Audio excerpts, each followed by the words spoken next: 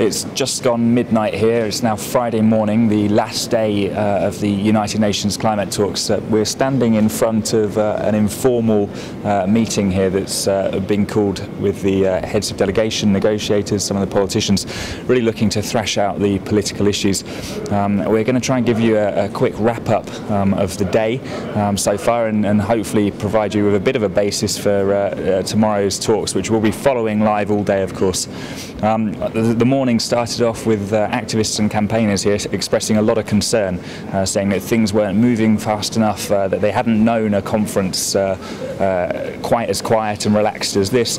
Some big plans we know for some direct action here at the talks, and then all of a sudden things started to shift a little bit, Jeff. The first point really maybe was this interruption of the US speech in the plenary. I know you followed that quite closely. Yeah, what happened was a young American youth delegate stood up when Todd Stern, the US lead negotiator, was about to give his main speech in the plenary.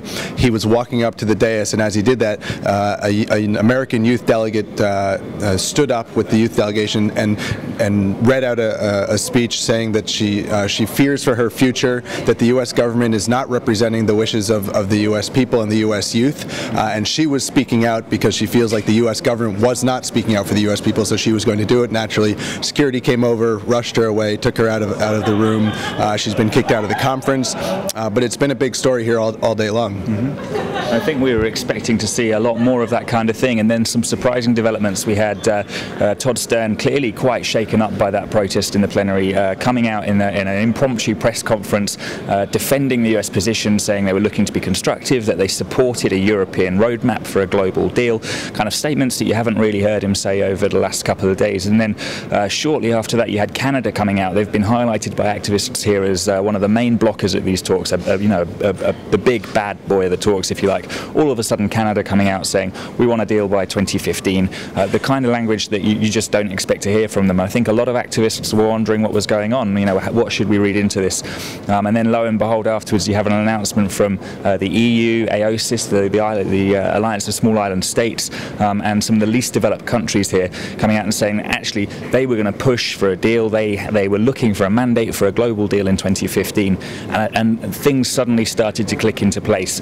I think Canada, the US, faced with this alliance, suddenly thought we don't want to get to the end of these talks and look like the blockers, so they were seeking to align themselves in rhetoric at least, whilst making sure that if the deal didn't go through, it would fall on the heads of the least developed countries here. So that's certainly what we've been hearing from the likes of Elizabeth May. She's saying, actually, don't read too much into this new rhetoric coming out from Canada. They might be saying that they agree with the EU, but in the halls themselves, the conditions that they're laying down are just impalpable for the small countries.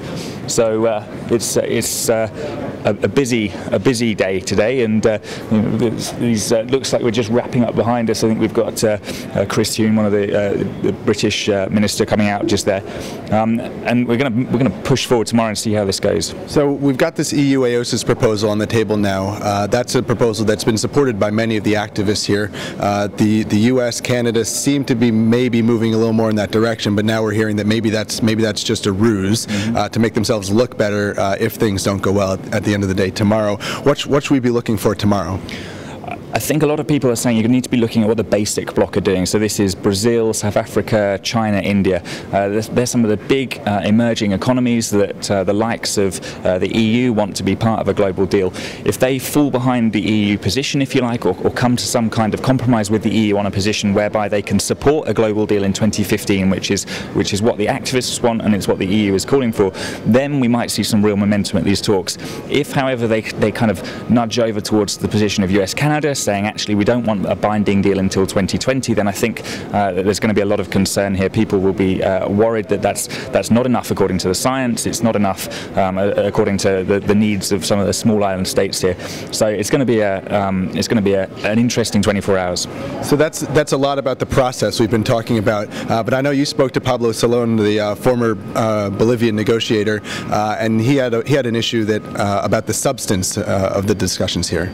So Pablo Salón it was, as Jeff says, the lead negotiator here for Bolivia last year, famously held up the conference on the last night of these talks, a lone voice saying this is not acceptable, there's not consensus, and he's not prepared for things to go forward.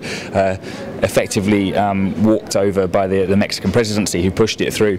But he's here as a civil society delegate this year, and he's saying, actually, we've got a lot of talk about the politics here, about the legal form, about the kind of process, but the substance, there's no movement. We're not going to come out of here with powerful pledges. We're not going to come out of here with a good agreement. Now, obviously, Bolivia is on the front lines of climate change, and due to the kind of ideological situation back home, they tend to take a fairly hard line, but it's an understandable line, and it's difficult to argue with the guy when he looks at you and he says, actually, if you look at the pledges being made here, we're still heading for dangerous climate change.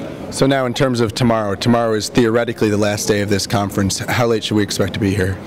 Well, I think that's going to be, it's going to depend a lot on how things go. So if it finishes early, if this conference finishes on time tomorrow evening, then something's gone badly wrong. I think it effectively means that it's been fudged, that people have given up hope, because if there's one thing we can be sure of, it's that things are not going to get wrapped up neatly in the time we have tomorrow. So I think we should probably expect it to go through the night into Saturday morning, maybe even towards Saturday afternoon. And if that happens, tiring as it will be for those of us covering it, you'll know that there's a fight, and if there's a fight, it means somebody's fighting for something good. All right, so I think we should probably leave it there. As Adam mentioned, we are going to be with you all night tomorrow night. We're expecting to be here early into Saturday morning, possibly even Saturday afternoon. So you're watching us, stay with us on OneClimate.net. We'll keep you abreast of all the action, everything that's going back and forth inside the negotiating halls. And just to remind you, we are keeping a live blog of everything that happens. So if you're at OneClimate.net, just look to the other side of the screen, the other side of the page, and you can scroll back on everything that's happened today, and we'll be updating that every few minutes all day tomorrow and through into Saturday. We'll see you tomorrow.